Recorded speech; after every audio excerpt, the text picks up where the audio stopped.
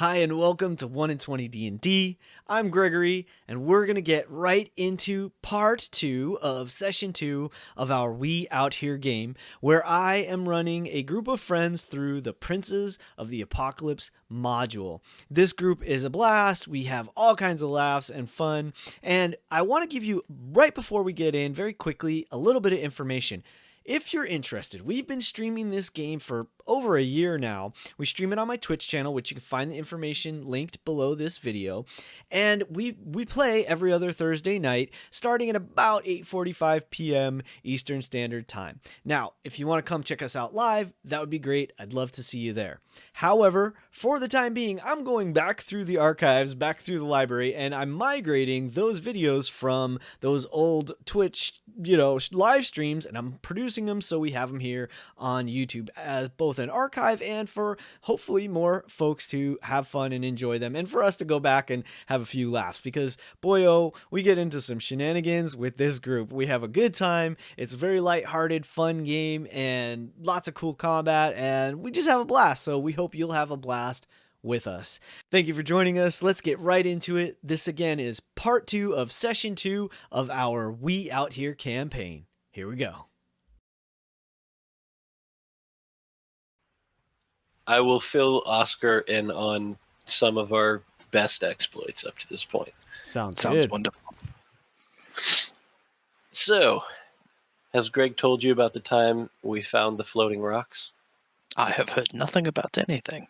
Okay. Well, we went underground, and a sinkhole opened up in the middle of Red Larch. We dove into this sinkhole because some kids fell in, and we saved some kids. And then we realized it was a big underground tunnel, started exploring the tunnel, came upon a room where there was a little rock curiously floating. So we poked it, we spun it, we pushed it a little bit, and then we managed to pull it out of the middle of the room, and it just fell. Okay. So then we tried to levitate other things, including one Holg. And Holg could float standing in this specific place. So we thought that was really cool. We got further down into the cave system, and we got ambushed by some people who lived in the town who were really devoted cultists. And they wanted to kill us for disturbing the ruins. That's a shame. And they said something about becoming one with the earth. So after we killed the last one, because he was a real pain in the Dario had the maniacal idea to float him so that he would never become one with the earth. So Holg dragged his body back, and we threw it into the levitating thing. And then Holg, being the genius he is, gave it a little spin.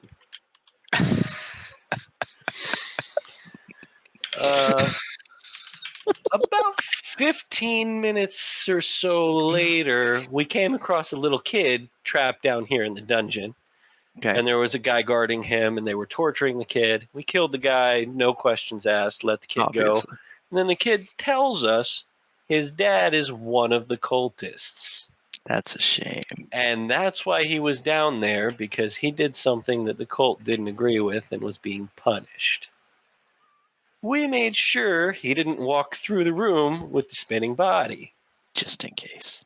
Then the town guard comes down, and they're like, "We've seen some weird shit, man." And we're like, "You guys walked past the spinning body too? What's that about?" And they bought it. Okay. So that's the time we spun a body. That sounds wonderful. And then Greg set a boss fight up for us at the end of the dungeon with this dude in like weird stone plate, and he was casting spells and floating around, and all the rocks in the room would levitate when someone smashed the ground. So the guy who was with us, Patrick, who's not part of our game anymore, he was a ranger, and he took the big bad out in one round. Okay. He criticaled on a sharpshooter And he was very proficient with that bow. So he did max damage. Yeah. And he rolled super high. I think he hit a 50 at one point. Yeah, Wow. he took the guy down in one round. Yeah. Which is great because I had just burned a rage to get up on the to mantle onto the rock that he Yeah. levitated on. Mhm. And before I could act, Patrick's like, "No, he's dead." Yeah, he crit on a sharpshooter thought, I believe, and Yeah, that's all of He- his health. he crit on a sharpshooter, and he rolled super high for his actual damage roll. It was insane. That's awesome. So then we were discussing how we could use the floating stones to mess with that body. I don't remember what we did. No, you brought that up. Yes, so I was just telling him about some shenanigans, as as Oscar Team goes building. along, he might get a disturbing feeling from I already have probably a Hulk very and unusual Dario. feeling. There should be a huge pit in the middle of your stomach right now. Look, everyone is a potential friend, but you guys are making me a little nervous right now. Some people are potential enemies, especially when they ambush you with what was it, 7 or 9 people that ambushed us while we were just picking up gold coins. Yes, it's all in how you word it. Yeah. We're just picking up some coins, and these guys come in and start, stabbing me and hitting me with clubs and stuff. I had to kill them all. Was it a bank? No. We were in a cave. That's a bit farther. That's not a pertinent detail.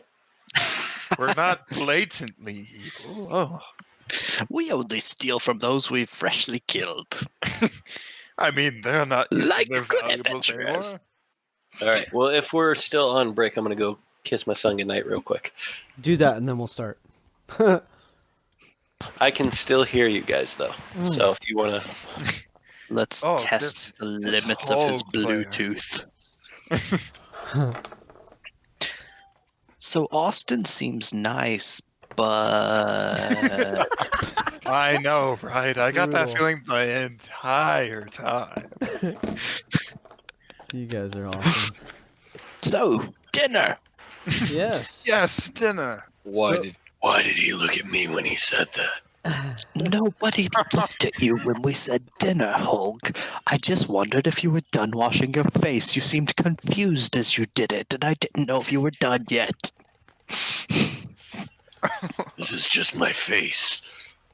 It wasn't the face, it was the washing action that confused me. All right. Hulk is very quick and to the point with his Let's like, go. Indeed. Yeah, so some time passes, 45 minutes ish, and you guys hear a knock on the door. You come out, and you see that there are, let's see, so clad in his finest garments of a velvet brocade, the knights feast at this curved table in the great hall. And the twin hearths are now ablaze. Thurl Moroska is sitting at the head of the table, and as soon as he sees you come out and around the corner, he stands and he says, "Ah, honored guests," he says, "tell us of your adventures in the Somber Hills. Let us aid you in any way we can." And it looks like he and the others, like everyone else, is sort of now like, you're the newcomers, and like, so now he's like, and even some of the other knights probably pipe up and they're like, "Here, here, let's have a tale," and this kind of thing. And they sit you down and like offer you ale, and there's, it's quite lavish. I mean, not super extravagant, but considering you're sort of in this spire, like in the middle of nowhere to some degree, it's kind of a darn nice spread they have in front of you. I immediately jump up on a chair and engage in a story of my journey from it's some obscure place in the Star Mounts through the Unicorn Run and the Goblin Tribe that I had to take on single-handedly, and just some blatantly exaggerated tale of heroism and daring that it's one of those stories that everybody absolutely knows is bull, but there's just enough in it to make you think maybe. All right, and let's have a performance check. That was a terrible performance. Oh no. But it still got me to 11. It's passable. You know, you gather that these folks don't have much in the way of entertainment. So it sort of is their entertainment. So there's a little bit of cheering and you know, like laughter and such. And so, you know, the knights seem to be engaged. The second time I'm put on the spot, I roll a 4. The first time a 3. This is discouraging.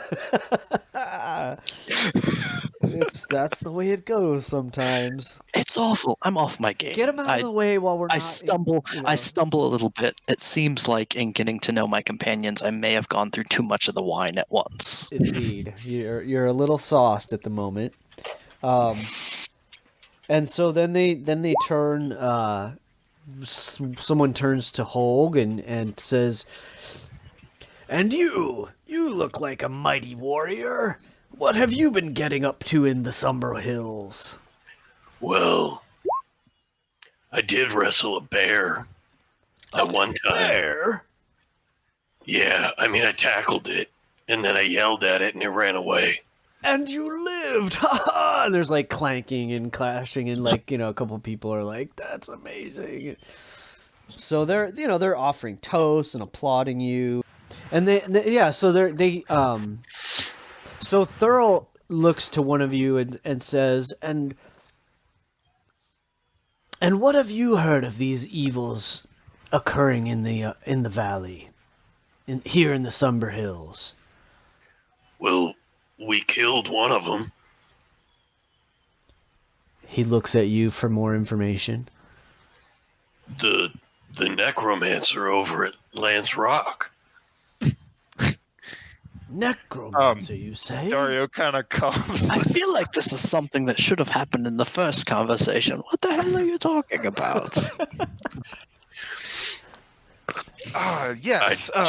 Holg does bring up a great point of a thrilling story of an encounter with a mad necromancer of Casterly Rock. Casterly Rock. Okay, wait. What rock? Lance Rock. Lance Rock. Okay, sorry. No worries. Crossing my lore together. It's a completely different continent. You're playing in too Completely many different world. games, Sam. Oh gosh. We encountered this mad necromancer of Lance Rock nearby Red Lodge. Him and his hordes of zombie-like creatures, his traps in this cave. Oh, that it came down to a contest of spells and our bare wits of our bow and arrows and our swords, of course, as we chased him deep into his lair, cornered him, and managed to overthrow him and defeat him, saving the local populace from his tyranny. Fantastic, man. He stands up and like raises his glass. Huzzah! And like, yeah, the other knights kind of like join in with the toast. You do tell it better than I do. And now, thanks to your great deeds, one less evildoer in the land. Isn't that right? Precisely, especially those who desire to live under the rocks and not above them. The rocks, indeed. Tell us, what do you know of rocks? And tell us more. Did you describe the armor of the... You didn't describe the Nope. armor of the other guy, right? Okay, Nope. The stone stuff, that's fine. no. Yeah. Absolutely not. I'm going to drunkenly nudge Holg. Weren't you telling me about people wearing rock armor when you fought? Are you trying to be quiet? No. Oh, yeah, that's what I thought. So, so Thurl looks at you. The bringers of woe. We brought them woe, all right. The bringer. You fought somebody that calls themselves the bringers of woe, and then you talked about wrestling a bear. Called themselves. They can't do that anymore. What? That's what? Holg does bring up a rather interesting point that these group of people seem to have a fascination with wearing bits of stone all over them to serve as some form of armor. Rather effective, but it does slow one down and makes one less agile than one would say in any other elegant piece. Stone, you say? Some would say black earth. Oh, rocks, maybe. I would like, well, hell, I'll let you all do it. Everybody make an insight check. I fail. No. I appropriately rolled a 3, but I planned on failing anyway. I rolled a But 14. what is that anyway? 1 second. Exactly 3. I rolled a 3. 6. Plus 0 or? Plus 0, yeah. Oh gosh. I have okay. no insight. Oh, God. Okay. I managed to roll a 14. There we go. 14. Save and- us, Dario. Okay. Okay. So, Thurl looks at you all and says, "What did you exactly? Did you say the black Earth? You did say Black Earth. Yes, that's the phrase that I used. Because that's what the bringers of woe said they were all about.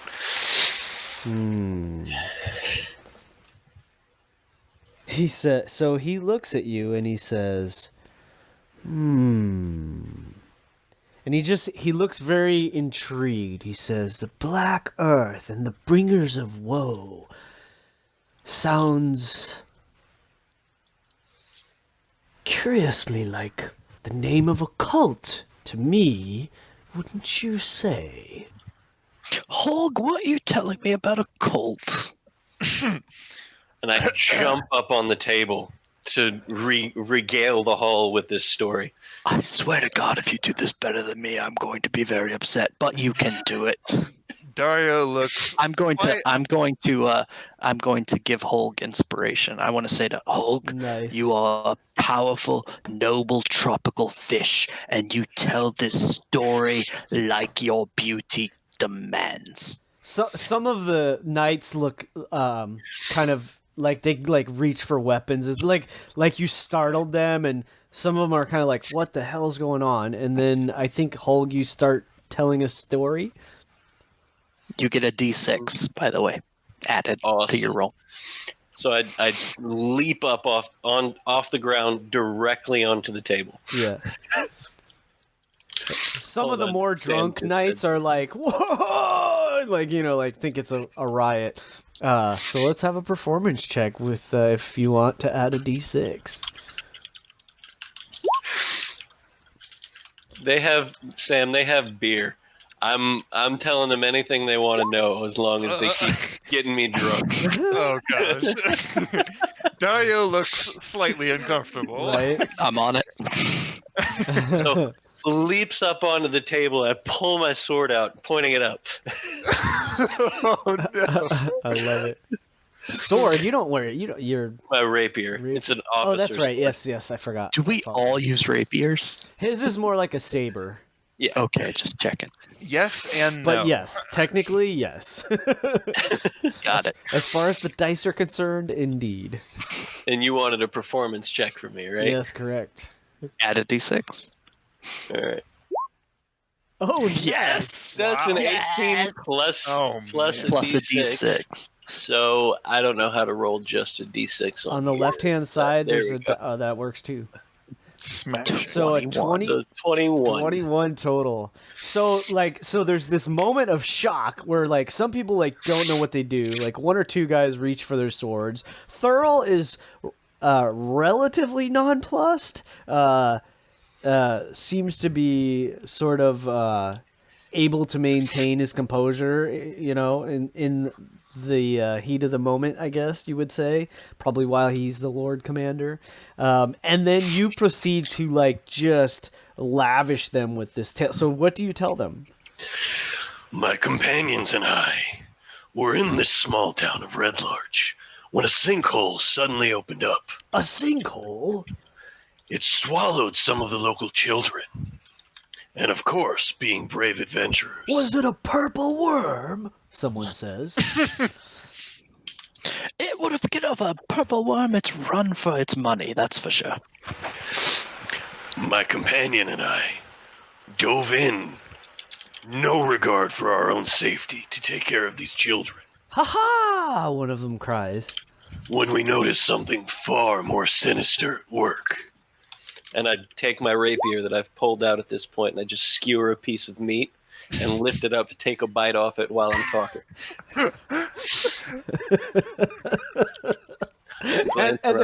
There's applause. Like a couple of the men and women are just like they're just eating it up. We managed to get the children out, but we were set upon by 12 angry cultists. Give me a deception check.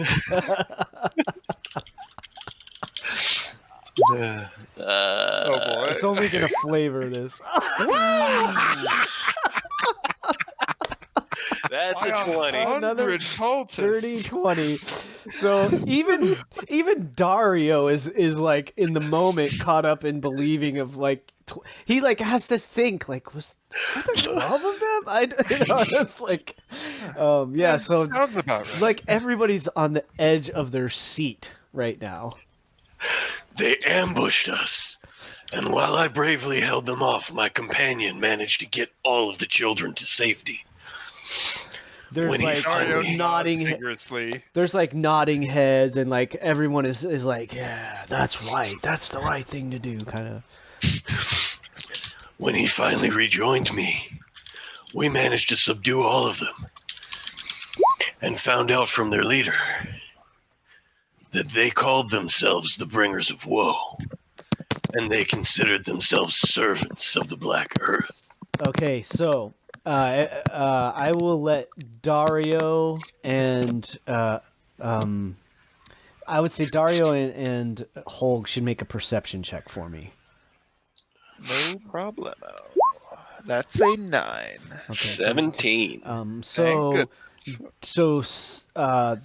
they're not necessarily trying to hide it, but it may be not as apparent to Dario. Holg, you're like looking from one to the other, kind of making eye contact with each of them. You're almost like sizing them up as you're going through this story. Like, yeah, I could take that one, and that one would be a piece of cake or something. And you. When you mention the Black Earth, you notice a few of them, like their body language shifts, and for sure you notice like Thurl, he kind of like brustles a little, like he, he gets a little agitated at the mention of them again. We followed them further into their lair, where we encountered one of their priests. He put up a valiant fight, but we killed him too. Unfortunately, he was not as, I beat my chest a little bit. sturdy as myself. Huzzah! To the heroes! It's like all these, like, everybody's getting all more excited and clinking cut and want to toast you and I'll pour you more ale and this kind of thing. And He didn't survive long enough to tell us anything useful. But the next time we come upon any of them, I look forward to the encore. And they're like, yeah, and they start beating the table like tack.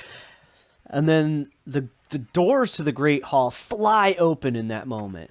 And one of the sentries from the pinnacle shouts into the room, even over the din of like everybody kind of cheering and hooting and stuff. He says, "Manticore, it's on the move!" and there's like a silence that falls over the room. At this announcement, the Feathergale Knights, they all rise as one. The feast before them is not even finished. Like, there's food and ale and full cups all over the table, and they seem to not even be paying any more attention to it. You're barely halfway through the meal, you know.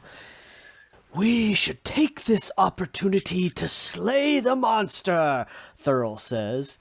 And from his finger, he removes a feather-patterned golden ring set with a garnet, and he holds it aloft, and he's saying, "A prize for the one who brings me the beast's head." And he's smiling, and he's got like this big grin on his, and the knights all cheer some more. He turns to you, and he asks you, he says, "Friends, will you join 4 of my knights in the hunt for this beast? We will loan you hippogriffs for the task. What say you?" And he's kind of like smiling at you in anticipation. Oscar is very eager to prove himself, and before the offer's even given, he slams the rest of his wine and is darting for the stairs. "Ha-ha! And you two, will you join them?" Dario looks surprised, but why, yes, this sounds like an excellent time to show you what we are capable of. Okay, so everybody is like cheering and clapping and basically making their way to and up the stair. So I will say, I hope we don't all die on the way out. So you all come back up to the spire. Everybody comes out up onto the die. It's kind of early in the evening. The sun's still up. It hasn't quite set yet, but it's on the horizon. When you get up there, 4 Feathergale Knights are assembled at the pinnacle, each mounted upon a giant vulture. The moon illuminates the misty canyon below, so it is just after dusk. I apologize. So it is. I apologize. I forgot. I was setting it up wrong. So by the time you finish dinner, the sun has just set, and as you get out here, the moonlight is like illuminating the misty canyon below. You can see there's sort of this fog and mist that's rolling into the canyon, and it's below the Feathergale Spire. In the far distance, a single shard of darkness moves, flitting in and out of the mist. Then the shadow sinks beneath the bank of clouds, lost again from sight. These four mounted manticore are basically waiting. They bring up a moment later. There's 3 hippogriffs are brought up to the pinnacle. Then the riders dismount and like basically are holding the reins for you. So this is going to be some theater of the mind, because it would be a huge map, and I don't really want to mess with that. So, couple notes I want to mention when you're on these mounts. Your vision is limited to about 100 feet because the canyon is like sort of getting filled with fog, and it's also getting dark. They assure you that the hippogriffs, they're like, not to worry, the hippogriffs know the canyon like their own backyard. And so they're like just reassuring you that the hippogriffs know the canyon well, and the vultures know the canyon well enough, and they won't run you into the cliff or anything like that. The knights take off on their vultures, and they start flying almost in like this formation. And so you guys can either do your own thing, you can work together, or you can work with the knights, however you would like to try. So basically, he's provided all of us a hippogriff if we want it. Correct. I leap on mine, excited. Awesome. I walk over to mine, look it up and down, and leap upon it. Okay. I will follow your lead, but if we're fighting from the air, I'm going to be pretty much useless. All right. You just have to get close enough. I know you can do it. Would Holg know anything about a manticore? Do I know what that is, or did I just hear big scary word and go, Oh, I can fight that. Would you know what a manticore is? Give me a moment. Let me check something. So yeah, Holg has a 16 charisma. So Really? yeah, Yes. Oh my Holg is god! the weirdest built barbarian I think you'll ever see. Strength is my second lowest stat.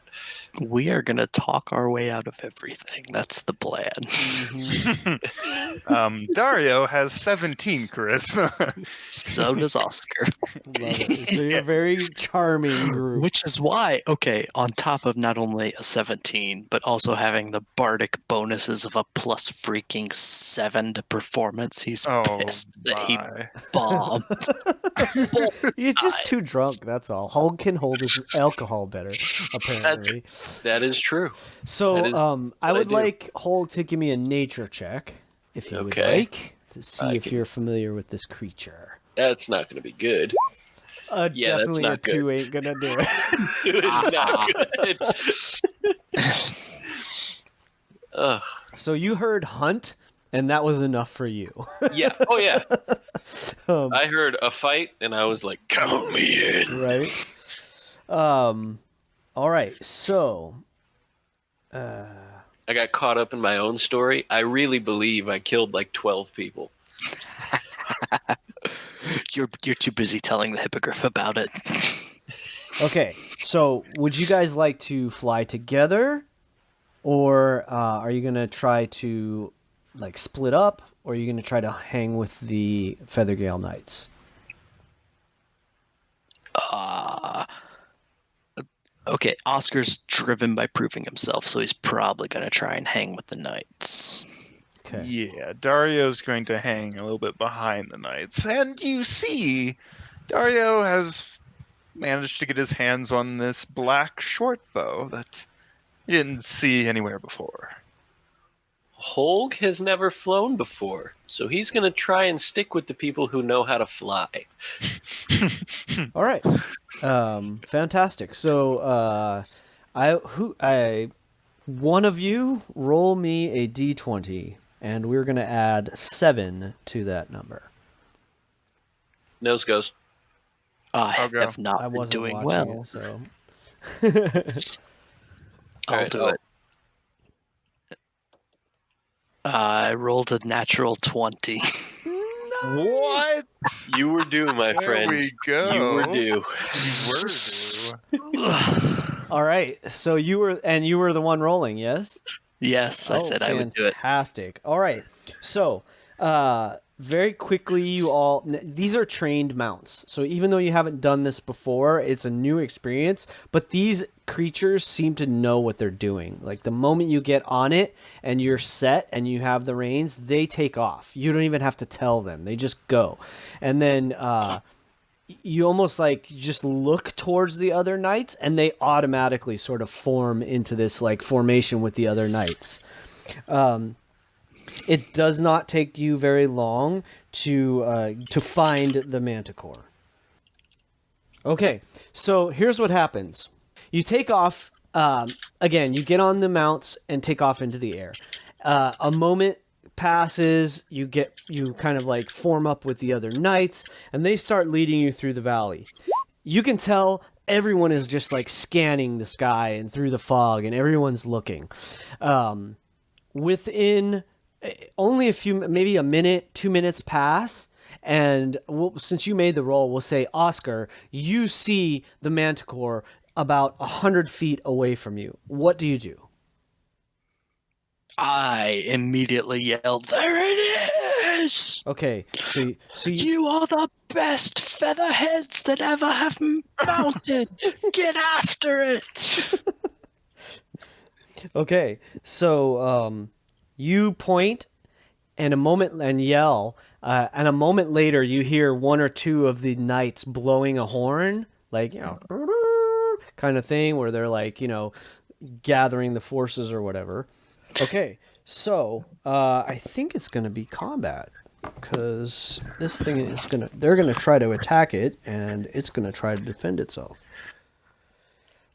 I take it we roll initiative. You're gonna be really surprised when we have to do something sneaky. All right, so here we go. You see the Manticore. We have 4 of the mounted Feathergale Knights. So here's number 1. Here's number 2. Number 3. Oops. Number 3 and number 4. Okay. And you all are each mounted on a hippogriff. And there we go. All right, but we don't really care about the hippogriffs at this moment. So, let's do initiative. That makes sense to me. And of course. Oof. Bless oof. I don't know how to make it roll initiative. On your If you sheet, so click your first you click character on your sheet. token, then you open your character sheet, and then click initiative. Well, that just continues the trend, doesn't it? Oh, wait a minute. 2 of a kind we are. Oof, 21. How far are we away from the Manticore? It was a 17, now it's a 12. But Yeah. at least You are 100 feet away from it. ooh, yeah, I really can't do anything. Yell words of encouragement. There we go, finally. That happens to be something Excuse me. I excel at. And then I need... okay. All right, is everybody in there? Once you've rolled it, you can click. Once you're in the tracker, you can click on the number and adjust it. So what was your original? So what was Dario's initiative? Oh, I rolled a 6, rolled a 15, and then changed it to a 6. So Okay, so I'm it's good. 6. Oscar is 5. I rolled an 11 before I rolled in here. Okay, so 11 for Oscar and Holg. I just changed mine back to a 17. 17. Okay, so the Manticore is the last with a... No, wait, the Manticore had He a rolled- 21. Yes. So, let's put this in order. All right, so the Manticore is going to be first, followed by Holg. All right, so let me just set this up real quick. Okay, so the Manticore is first. So what the Manticore does is it makes 3 tail spike attacks. And we're going to see who this is going at. We're going to roll a... let's see, I'm going to set you guys up here in order. So there's going to go 1, 2, 3. Just to make this a little easier for me. All right, I'm going to roll a d8. On an 8, it will be... So 1 through 5, let's say. 1 through 5 will be one of the... what do you call it? Feathergale Knights. And 6, 7, 8 will be Holg, Dario, and Oscar. So here we go, a d8. So the first attack goes against Feathergale Knight number 3. The second one goes against Feathergale Knight number 1. And the third one goes against Wonderful. our new friend Oscar. All right, so those are tail attacks. So here is, so here's first 18, 13, and 13. So I believe that misses 13 you. hits. Oh, it does hit. Ooh, Yep, I I'm apologize. a 13 exactly. Okay, so you're going to take 11 piercing damage. Jesus. Okay. The Feathergale Knights. Oh my god! Ah, shit! The first one is hit, so the first one takes 7 piercing. I'll say I should have done that in order. I'm gonna say the 11 was for the Feathergale Knight and the 7 is for you. I did. It still hurt, but not that much. Right? And that was the 3rd night. So he took a whopping. He took 11 piercing. Whoops. Minus 11. Are you okay? That doesn't can look see this thing, okay. I can see that is not okay. I feel like that's okay. Yeah, that's right. You see this. So you see one spike goes bouncing off of the armor of one of the Feathergale Knights. One of the knights takes a spike in its shoulder, whatever. And you also see Oscar take a tail spike as well. Holg, it's your turn. You're roughly 100 feet from it. What would you like to do? It can make tail attacks from 100 feet away? Yes, it can, apparently. Ranged attacks. Balls! Yeah, so you watch as it whips its tail, and 3 spikes shoot out from it. Okay, how close can I get to it in my turn? How fast does this flying hippogriff thing go? So did you hear me say 3? Did you hear me say it whipped its tail? And it shot 3 spikes. So what happened? So this on your turn. The hippogriffs are actually faster than the manticore. So the manticore's movement is 50 feet flying. The hippogriffs are 60. Is it 60? Uh-huh. Thank you. So slightly faster. So you can get within 40 feet of it if you want, let's say. What can I do within 40 feet of you? Not much. Okay, I'm going to get within 40 feet of it. Mm-hmm. I'm going to get as close to it as I can. Javelins, right? I do. I have 3 javelins. Yeah, pretty long Make them range. count. So I'm gonna chuck a javelin at it. Okay. Go for it. We out here. Exactly. That's what I can do. Oh, I apologize. Wait. Something is not right, and I just realized what it is. This whole freaking time... How could I have forgotten? This whole time, I'm going to roll much better now. Music. Yeah, a little theme music, if you will, Maestro. So, I appreciate it. That's what we needed. Indeed. So a 13 versus the Manticore. You see it pierce through, like it hits the body of it, but it seems like it sort of like skips off its hide. It doesn't quite stick in and damage the beast. Okay. You'll get it next time, Olg. And I'm just gonna yell like, "Kill it! Hunt!" Awesome. All and right. That's it. Okay. Spectacular. All right. So next up are the knights.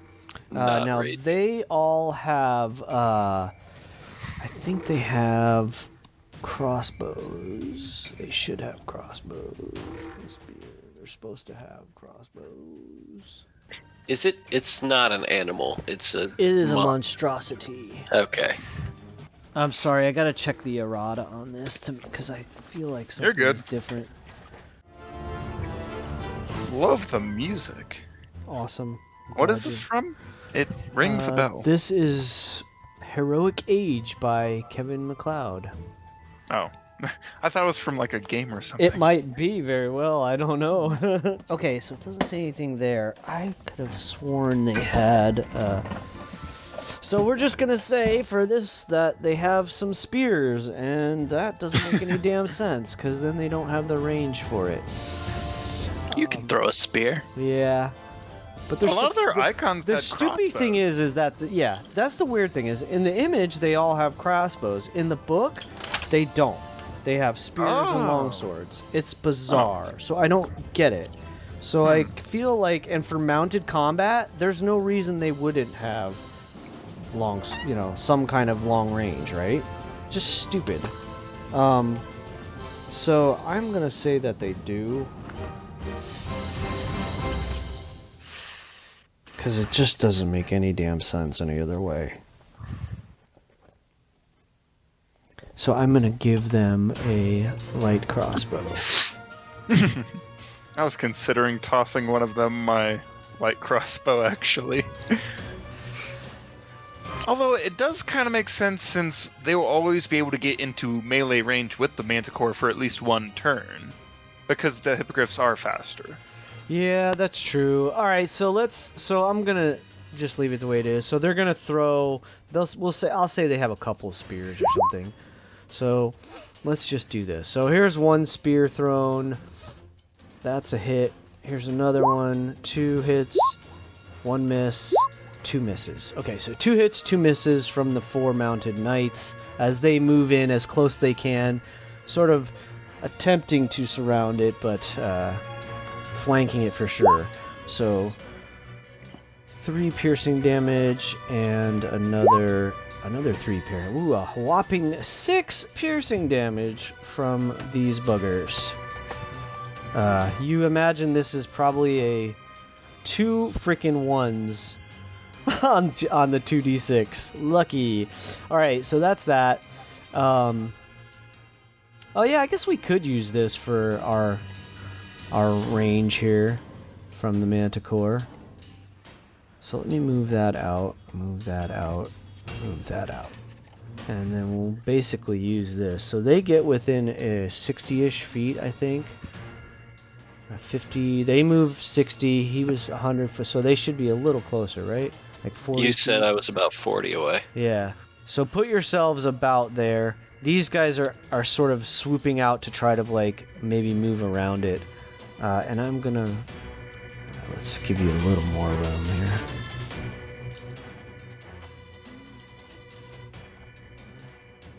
Oh, there I am. We have 60 feet of movement, correct? Yeah.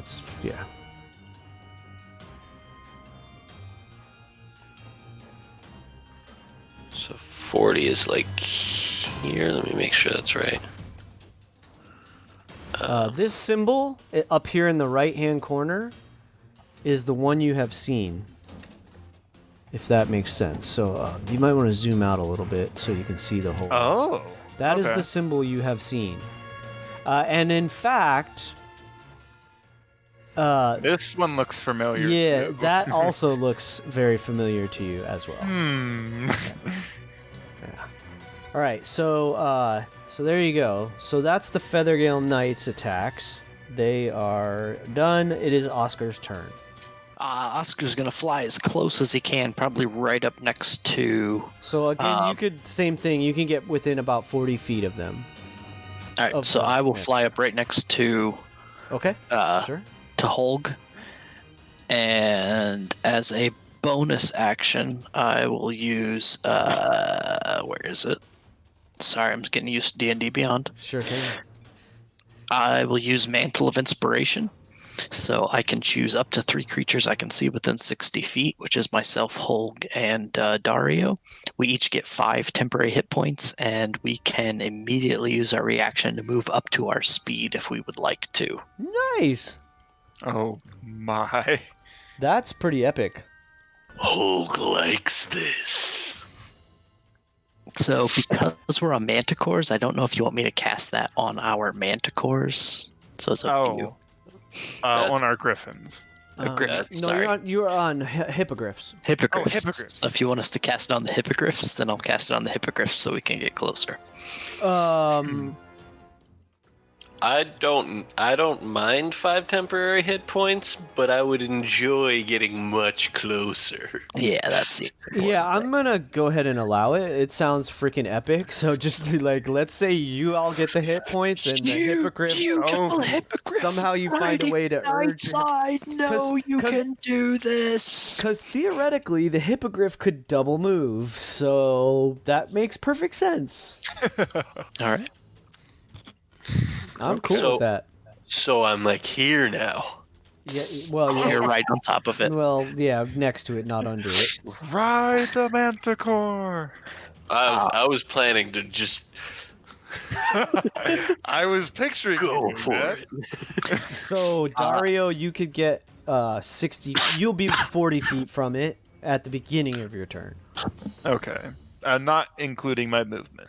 No. Right. And this will allow you to take the 5 temper. You can put your health above your max health. So if you hit +5, even though you're at full health right now, it will still register it. It'll put you as more than your full health. So on the character sheet, it actually has a box for temporary hit points. It does below if your- you want to do it that way. Yeah, that's Yeah, totally fine. I just put it in there. Perfect. Right, so That's what I am- did. Right on. Yeah. I So don't know how to so do was that. Oscar going to move any closer? Oscar will get within about, let's see. Right now you're like 25 feet from it or 15 feet from it or something. I will get about 60 feet from it. Oh, so you want to move back away from it. Okay. Yeah, instead of me using to get closer, I'll just use it to reposition. I don't know how to check my distance. There's on the left-hand side, there's like a little circle with a ruler sticking out of it. Got it. So you can use that as a measuring stick. Okay, so And each square is 5 feet. I'll fly about here. Sure. That should be good. All right. It's good enough. I'll take a shot at it with my crossbow because my Mantle of Inspiration is only a bonus action. So for my action, I'll take a shot. Go for it. 11 plus 4 is 15 to hit. Yeah, that hits. 6 damage. Okay. Alrighty. So the Manticore takes another 6. And I'll hang out back here. That's it. And it roars.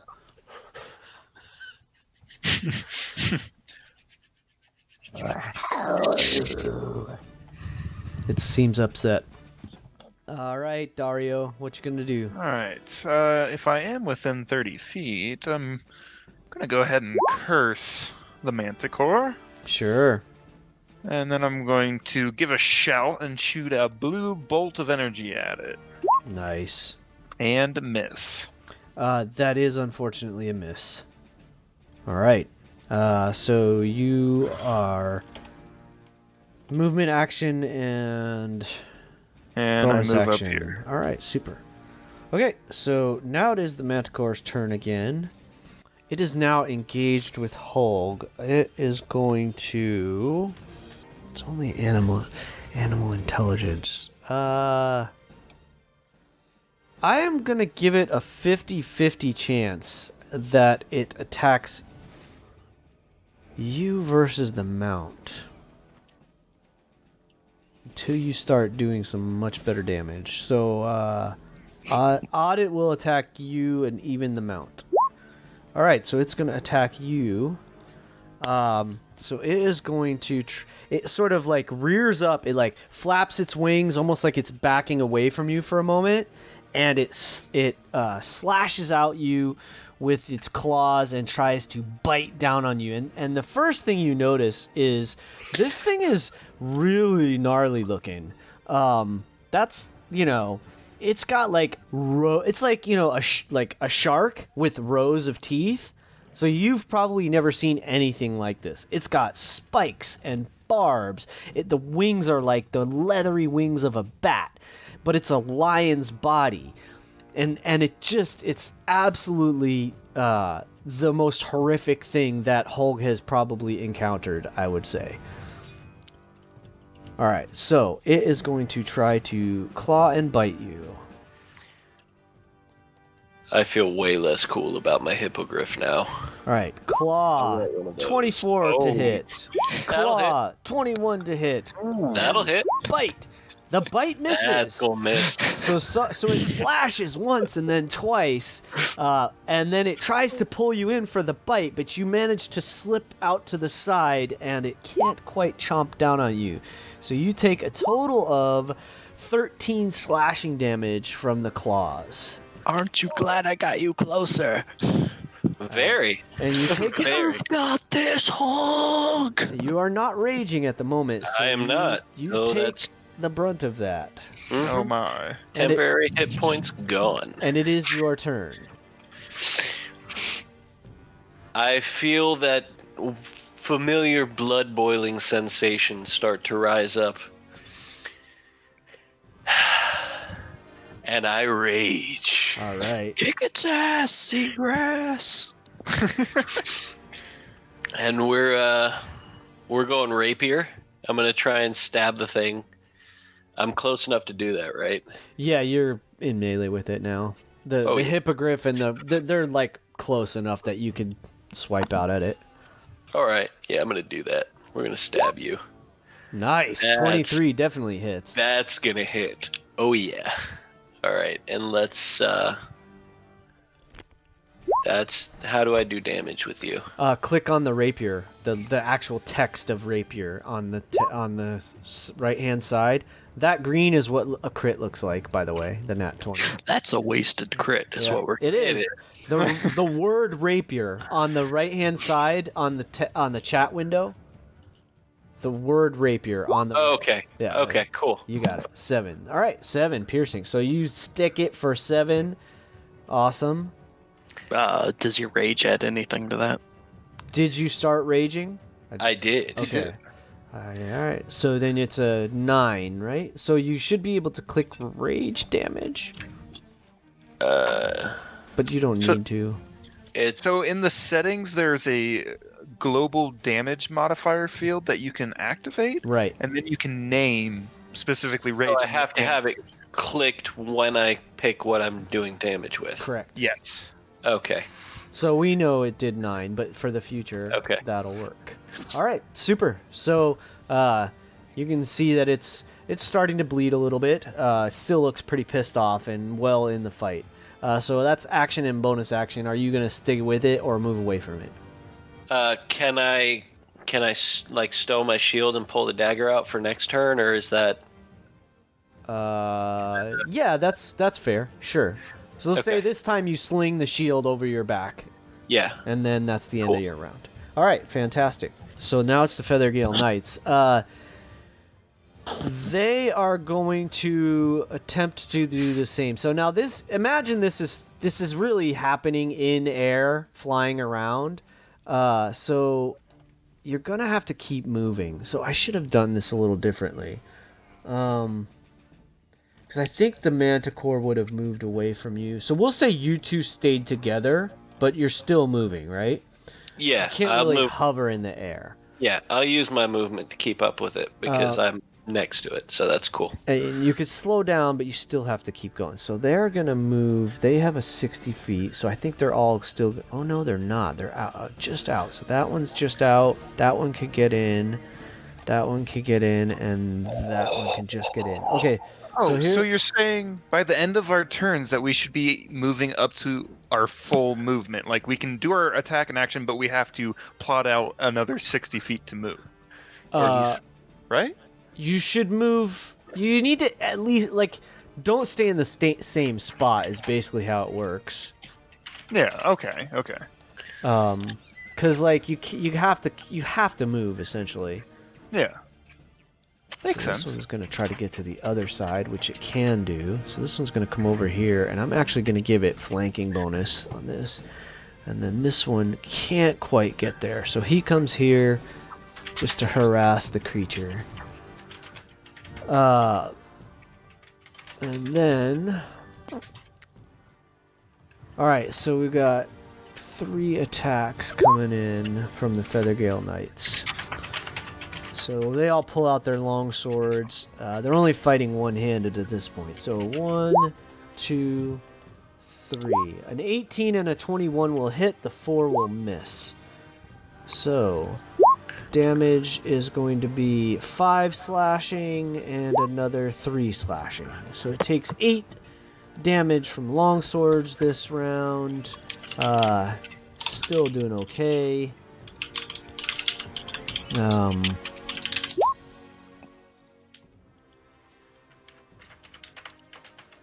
And then that's the Feathergale Knight. So, Oscar, it's back to you.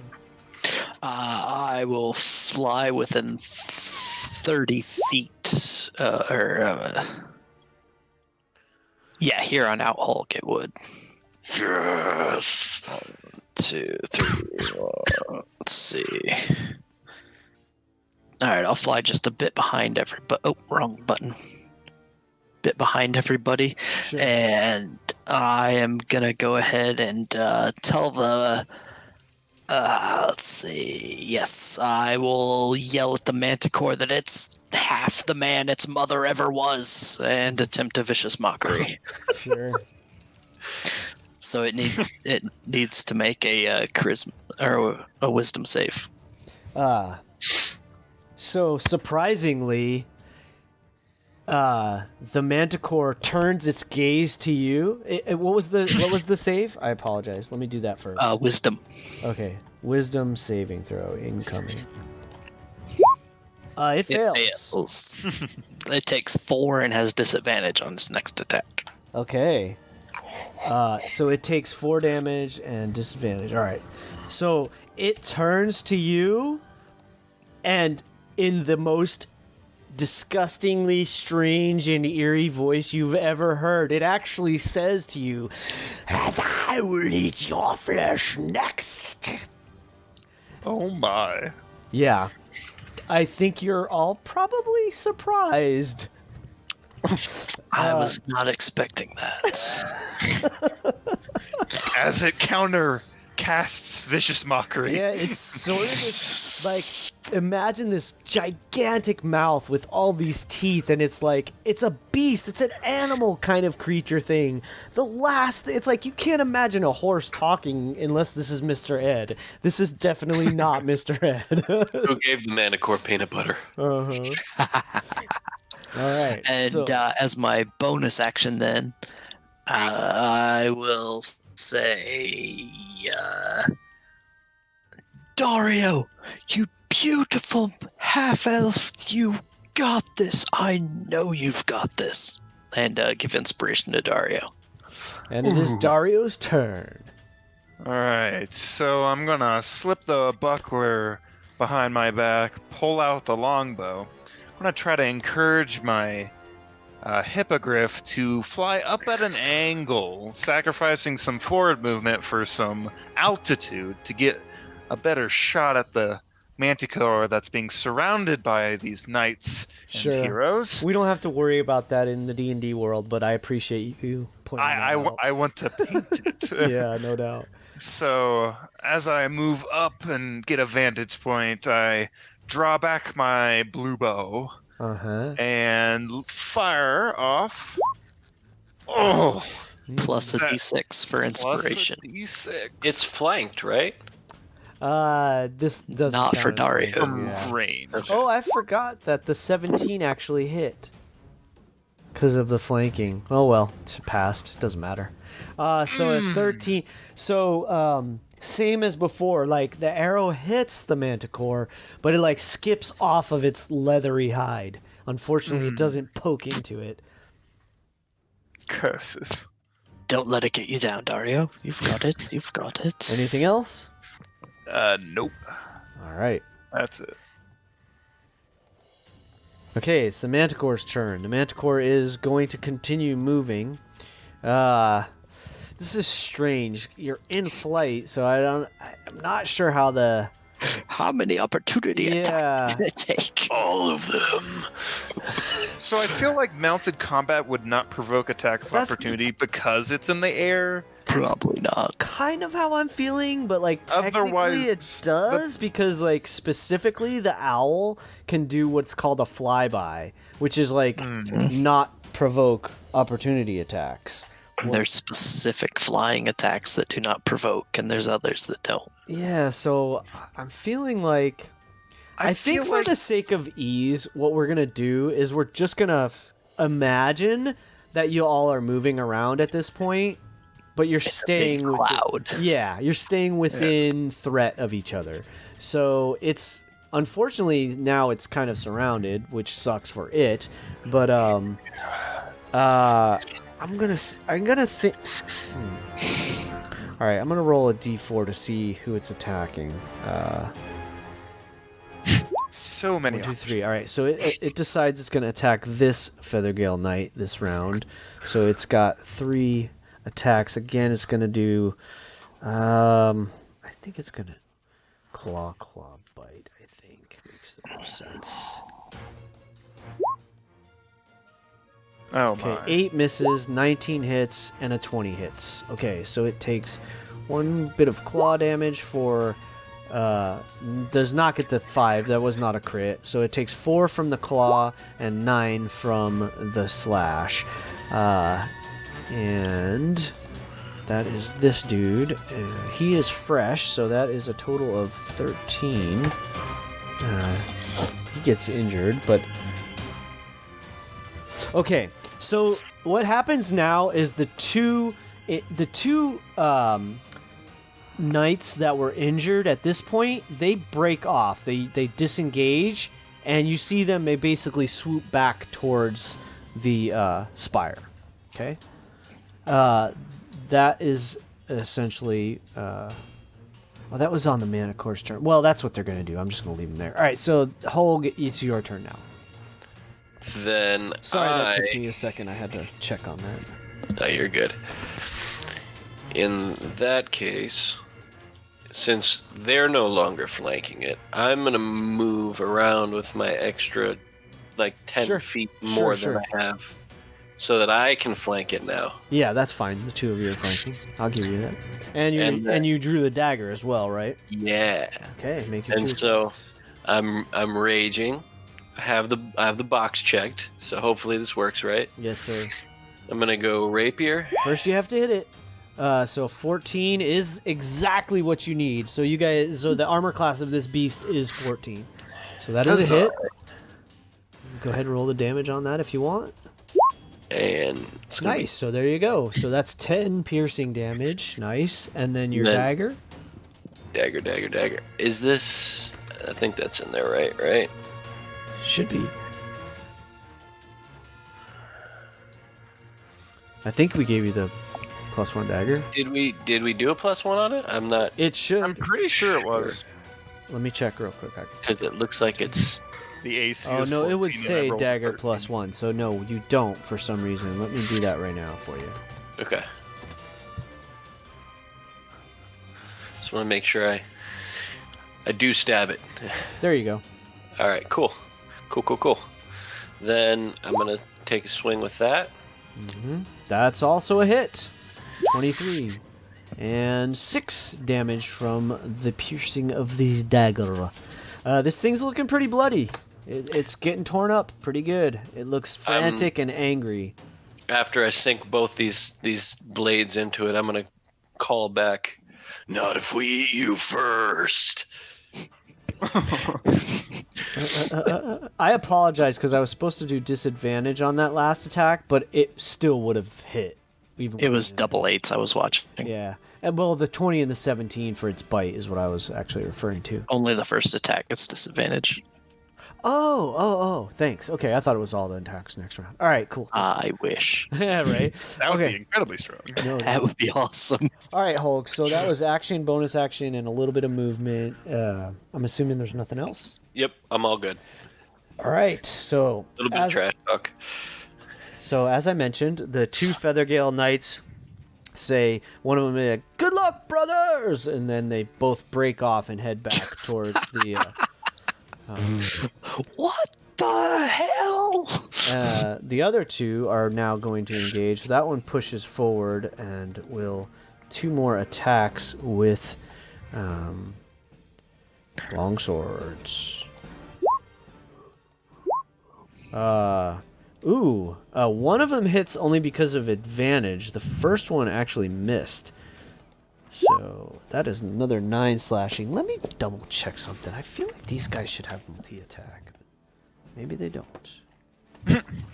I feel like that would make our side a bit too strong with action economy. I don't know. Because they freak out as soon as they get hurt. They do. They're supposed That to make is 2. true. I don't know why I didn't. That is true. They are supposed to have multi-attack. Oh, that's fine then. So they will make 2 more one-handed. So this one's without, and this one's with advantage. Oh, 2 more hits. Okay, so here we go. 6 and 10. All right, so a total of 16 plus 9, so 25 total damage. Jeez. And was the with Manticore? that, the Manticore gives out this horrendous howl of pain.